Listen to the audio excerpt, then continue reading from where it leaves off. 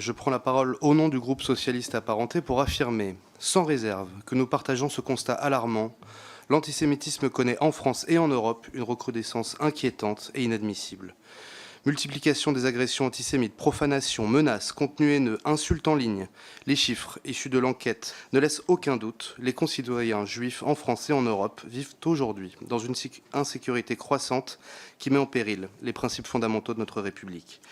Il est donc impératif d'agir avec fermeté pour garantir à chacun le droit de vivre sans crainte et sans stigmatisation. Les travaux de la FRA ont démontré que l'attaque du 7 octobre et la riposte militaire qui s'en est suivie ont généré des amalgames dangereux et l'émergence d'une nouvelle forme d'antisémitisme. Nous ne pouvons faire l'économie d'une analyse lucide de cette séquence et l'explosion des actes contre nos compatriotes juifs qui en a résulté.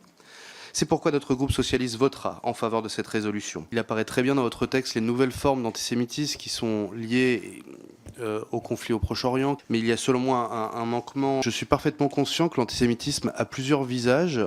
Or, j'étais encore il y a quelques jours à Sarcelles à la commémoration des attentats de Toulouse avec devant moi la veuve et la mère des 2 enfants assassinés, et c'est effectivement l'islamisme, il faut le nommer, qui est l'idéologie qui a animé le terroriste qui a commis ces meurtres. Simplement, j'estime que dans votre texte, Madame la rapporteure, ce nouveau visage de l'antisémitisme est nommé. On dit suite aux attaques du 7 octobre, mais il y a selon moi un manquement. C'est déjà de rappeler que c'est une recrudescence, que l'antisémitisme, vous l'avez dit d'ailleurs, Madame la rapporteure, s'inscrit depuis de longues années en Europe. Or, cet antisémitisme historique qui refait surface actuellement, encore une fois avec des symboles qui nous rappellent les heures le plus sombres du continent européen, qui nous rappellent la Shoah, font résurgence actuellement. Moi, je fais de la politique depuis 20 ans, je n'avais jamais vu ça de ma vie politique. Voir des responsables politiques en responsabilité qui, devant des foules de partis censés être républicains, font des saluts nazis sans que ça émeuve plus que ça. Cette banalisation des symboles nazis est, selon moi, un des signes de recrudescence de l'antisémitisme. Je propose donc d'ajouter à l'alinéa 23, considérant la recrudescence de l'antisémitisme depuis plusieurs années, dans un contexte de montée de l'extrême droite en Europe et dans le monde, et de banalisation des symboles nazis. Je vous remercie. Donc de frapper avec violence sur l'extrême droite pour viser le souverainisme et le populisme, c'est frapper à côté de la cible. Et encore une fois, cher monsieur, il n'est pas fait mention ni de populisme, ni de souverainisme, mais de l'extrême droite.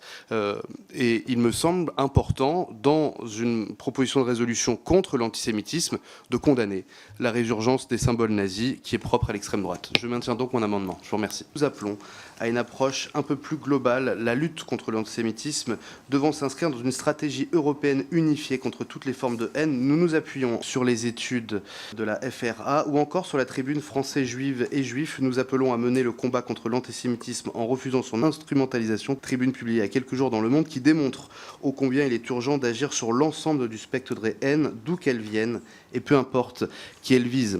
En effet, nous estimons que pour lutter efficacement contre l'antisémitisme, qui a certes des particularités dans ses causes et ses expressions de violence, ce phénomène néfaste ne doit pas être totalement isolé des autres manifestations de rejet et d'amalgame. L'histoire nous enseigne que les haines prospèrent rarement de manière cloisonnée. L'antisémitisme et toutes les formes de racisme et d'intolérance progressent ensemble, souvent sous l'effet d'une dynamique commune, avec notamment en tendance de fond la montée des idéologies d'extrême droite. C'est la raison pour laquelle nous reconnaissons encore une fois l'urgence de combattre l'antisémitisme avec la plus grande fermeté, mais nous appelons à une mobilisation globale pour que chaque citoyen menacé dans son identité et dans ses droits soit protégé par la République et par l'Union européenne.